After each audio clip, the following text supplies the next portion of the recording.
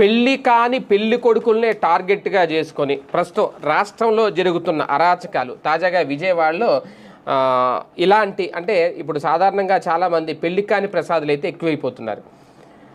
Settle అయ్యాక పెళ్లి చేసుకుందాంలే అనుకునేవాళ్ళు, అప్పుడే పెళ్ళెందుకు అనుకునేవాళ్ళు, ఇక ఒక వయసు వచ్చేసిన తర్వాత ఏదో ఒక తోడు కావాలి అని చెప్పి అప్పుడు ఏ మ్యాట్రిమోనీలో పెళ్ళిళ్ళు బ్రోకర్లో సంప్రదిస్తారు.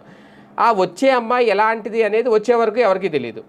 ఈ లోపల పెళ్ళి అయిపోద్ది, తాళి కట్టేస్తాడు, కాపురానికి కూడా తీసుకొచ్చేస్తాడు. తర్వాత తెలిసిన తర్వాత లబోదిబోం అన్నం తప్ప ఏముండదు. ఇప్పుడు తాజాగా ఒక పెళ్లి కొడుకు కట ఈ మ్యాట్రిమోనీలకు సంబంధించిన వాళ్ళు, పెళ్ళిళ్ళు బ్రోకర్లు అనాలి వీళ్ళు, మ్యాట్రిమోనీ కూడా కాదు, ఒక అమ్మాయి కూడా కాదు, ఒక మహిళని అద్దెకి తెచ్చి పెళ్లి చేసేసారు ఒక 10,000 ఇచ్చి. వీడి దగ్గర మాత్రం దాదాపుగా ఒక 2-3 లక్షలు పెళ్లి ఖర్చుల పేరుతో లాగేశారట వాళ్ళందరూ.